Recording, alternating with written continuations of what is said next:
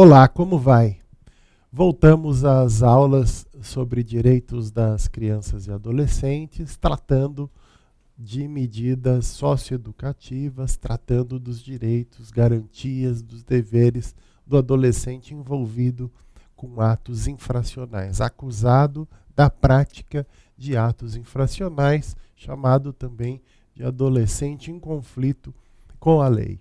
Nós retomamos tratando da liberdade assistida, conhecida como LA. O artigo 118, então, prevê que a liberdade assistida será adotada sempre que se mostrar, se afigurar como a medida mais adequada para o acompanhamento, para o auxílio, para a orientação do adolescente. A autoridade judiciária vai designar um orientador, uma pessoa capacitada para acompanhar o caso, acompanhar o adolescente durante aquele período de cumprimento da liberdade assistida. E essa pessoa, esse profissional, pode ser recomendado ou vinculado a entidades sociais, a programas de atendimento ou mesmo aos centros de referência especializados, centros de referências especializados da assistência social. A liberdade assistida vai ser fixada pelo prazo mínimo de 6 meses, podendo, em qualquer momento, ser prorrogada ou ser revogada, porque o adolescente já atingiu os objetivos previamente estabelecidos no próprio plano de trabalho ou no seu plano individual de atendimento.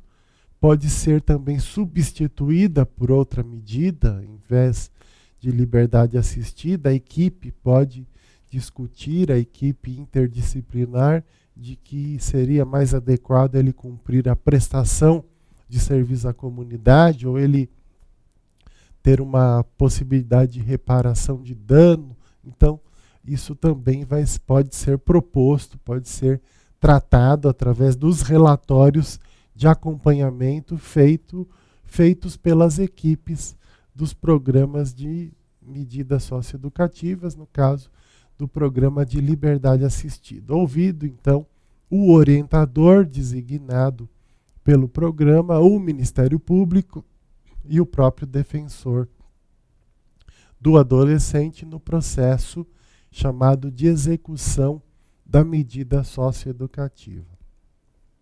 Incumbe ao orientador da medida socioeducativa, com apoio e a supervisão da autoridade competente, no caso, a própria Vara da Infância e Juventude, os juízes, a realização dos seguintes encargos, entre outros: promover socialmente o adolescente e sua família, fornecendo-lhes orientação, inserindo-os, se necessário, em programas oficiais e comunitários de auxílio e de assistência social.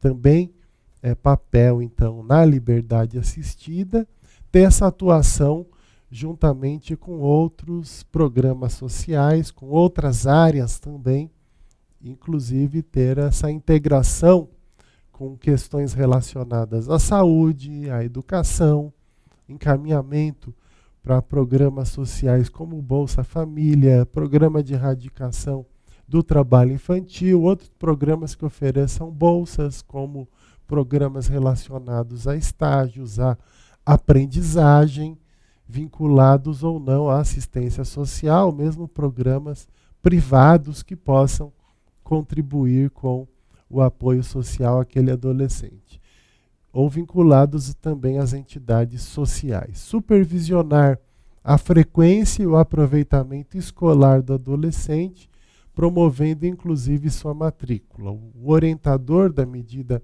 socioeducativa, o programa de atendimento que executa a medida socioeducativa de liberdade assistida, vai ter que trabalhar e se relacionar com as escolas, com conselhos tutelares, com as diretorias de ensino para garantir a matrícula daquele adolescente. Isso tudo em conjunto com a sua família também. A família tem que estar envolvida porque o período dele no programa é um período curto, e depois quem tem que dar continuidade para matricular na escola, para verificar a frequência escolar, tem que ser a família. Então a família também tem que participar e tem que ser orientada para dar essa continuidade. Então, supervisionar a frequência e o aproveitamento escolar do adolescente, promovendo, inclusive, sua matrícula.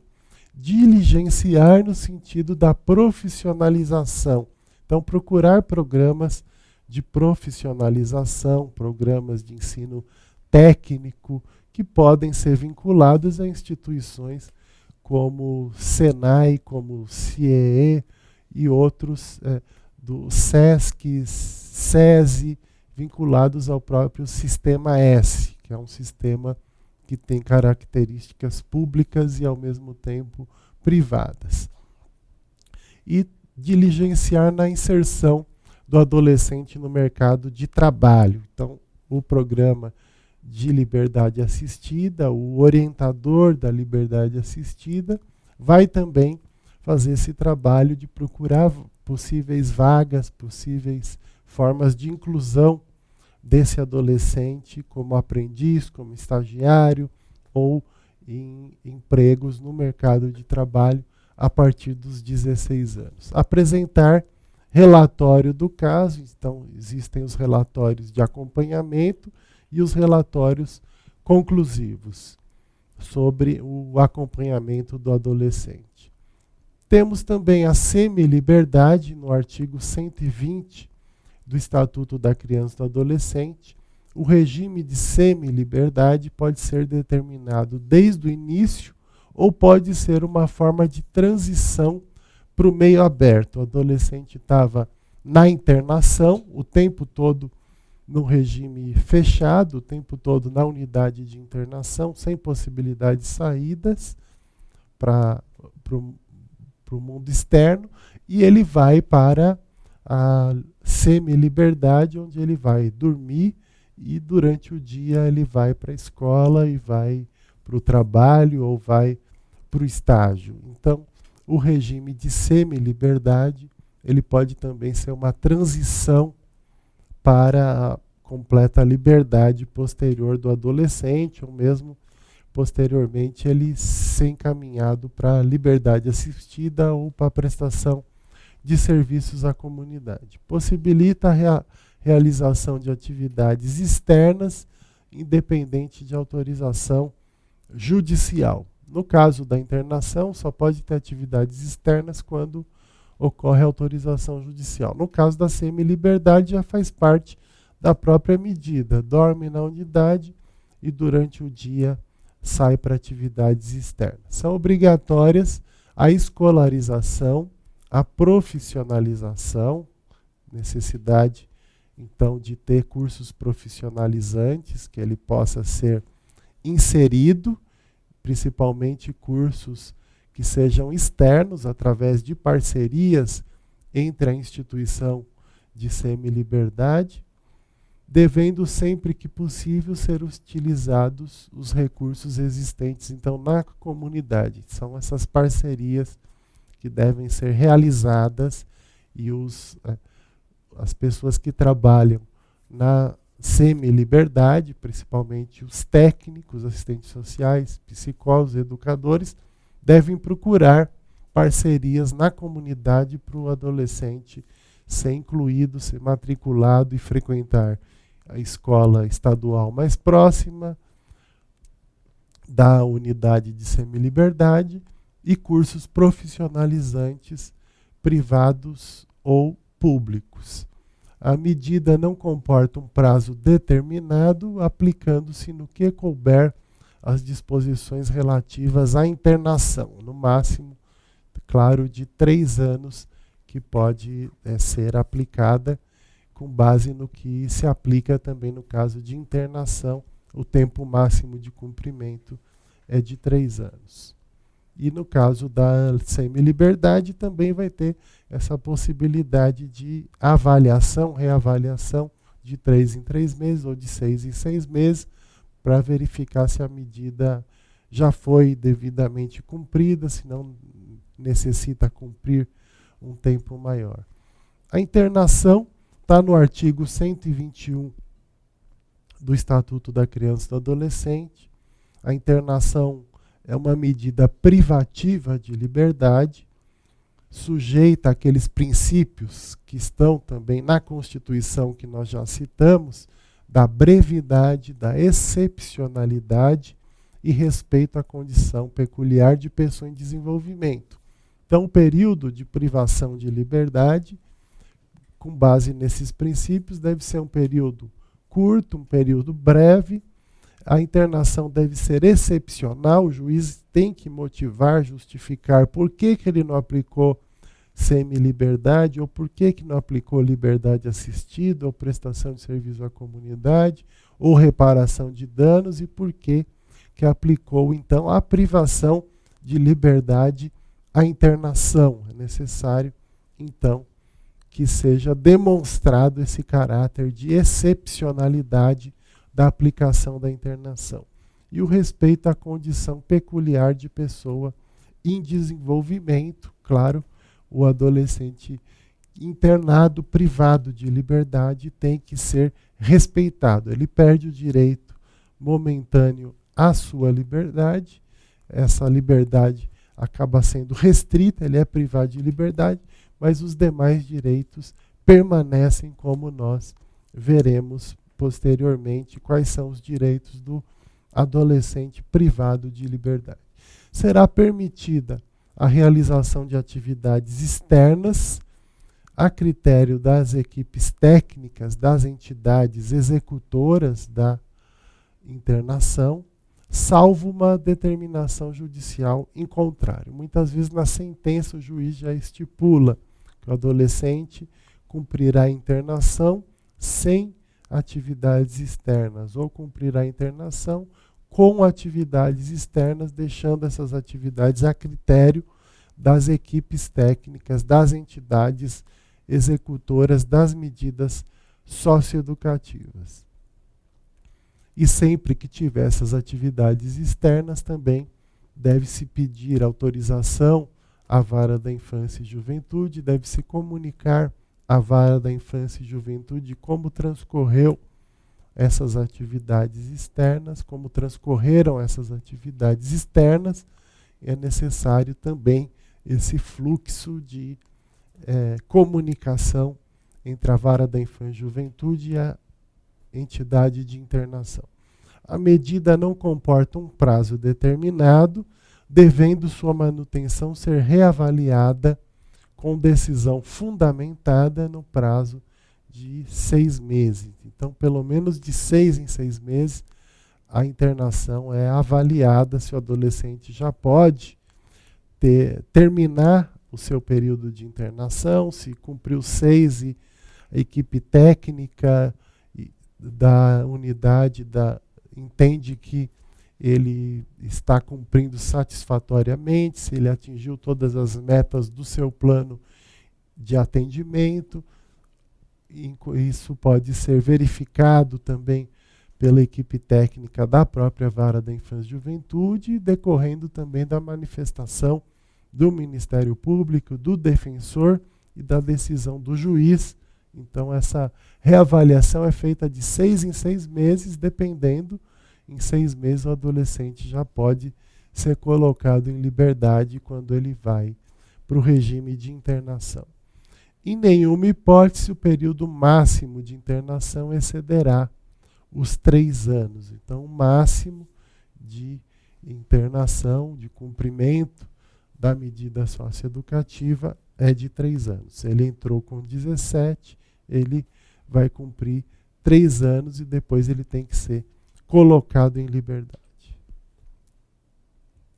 E daí entra naquelas hipóteses também que nós citamos do Estatuto da Criança e do Adolescente ser aplicado de uma forma excepcional para aqueles que têm entre 18 mas menos de 21 anos. Isso pode ser uma questão de prova, muitas pessoas não têm esse conhecimento, mas excepcionalmente, nesse caso das medidas socioeducativas, principalmente da própria internação, se aplica o Estatuto da Criança e do Adolescente para o adolescente, para o jovem já entre 18 e 21 anos, desde que o ato infracional tenha sido cometido antes dele completar os 18 anos de idade.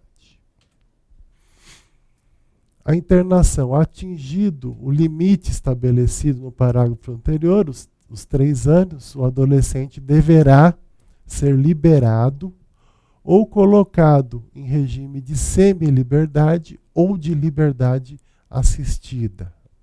Então, quando se atinge esse limite de 3 anos de internação máximo, o adolescente pode passar para um regime de semi-liberdade. É claro que isso não acontece para aquele que já tenha completado 21 anos, que daí ele não pode mais cumprir nenhum outro tipo de medida socioeducativa, porque a idade limite para cumprimento de qualquer programa socioeducativo com base no Estatuto da Criança e do Adolescente é os 21 anos. Na hipótese do adolescente ter cumprido internação com 14 anos, por exemplo, e ele sai já depois de 3 anos, com 17, ele depois pode cumprir a liberdade assistida ou semi-liberdade na sequência depois do cumprimento dos 3 anos da internação. A liberação será compulsória aos 21 anos de idade. Então aí o parágrafo 5º que prevê expressamente essa possibilidade de quem tem entre 18 até completar 21 anos cumprir medida socioeducativa desde que o ato infracional tenha sido praticado durante a menoridade, antes dos 18 anos. Em qualquer hipótese, a desinternação será precedida, antes de desinternar, mesmo nessas liberações compulsórias, obrigatórias com base na lei, o processo de execução da medida socioeducativa, os próprios relatórios de acompanhamento do adolescente serão apreciados pela Vara da Infância e Juventude e devem ser ouvidos o Ministério Público e também a defesa do adolescente. Então essas são aí as previsões que tratam da internação, também prevê essa reavaliação que pode e deve ser realizada temporariamente sobre se o adolescente já atingiu, já cumpriu o seu plano individual de atendimento, já estão contemplados os objetivos para os quais a medida socioeducativa foi aplicada. O artigo 122 prevê lá que a medida de internação só poderá ser aplicada quando tratar-se de ato infracional cometido mediante grave ameaça ou violência à pessoa. Nessa interpretação, num caso de furto, não pode se aplicar a internação, porque o furto não é cometido com grave ameaça ou violência à pessoa. No furto, a pessoa pega um objeto de outra, pega um celular e sai correndo, pega algo quando a pessoa está onde não ocorre uma reação, não há propriamente um contato físico, sequer há uma ameaça e muito menos uma violência. Então, só se aplica internação nos casos de atos infracionais cometidos com grave ameaça ou violência à pessoa. Então, no caso de homicídio, claramente há violência contra a pessoa. No caso de roubo, existe a grave ameaça, geralmente até com uso de arma de fogo, ou com uso de arma branca, como uma faca. Então, nesses casos, é aplicável a internação, a privação de liberdade. Então, é importante, fundamental, essa compreensão prevista aí no artigo 122 do ato infracional cometido mediante grave ameaça ou violência à pessoa, só nesses casos é que se aplica a internação. Mas também, esse artigo 122 prevê a possibilidade de se aplicar à internação, à privação de liberdade, pelo descumprimento reiterado e injustificável de medida anteriormente imposta.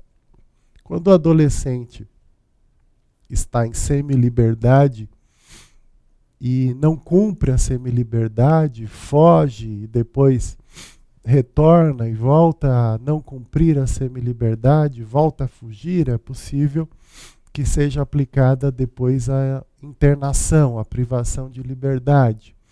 Ou se já foi submetido à liberdade assistida, ou mesmo à prestação de serviço à comunidade, mas sempre também descumprindo essas medidas em meio aberto, é possível também que seja aplicada a internação, a privação de liberdade. Então, descumprimento reiterado, injustificável de medida anteriormente imposta pode gerar também o cumprimento aí da internação, a aplicação da internação. O prazo de internação, além disso, além desse descumprimento reiterado e injustificável, nós temos também, diante das possibilidades de reiteração do cometimento de outras infrações graves.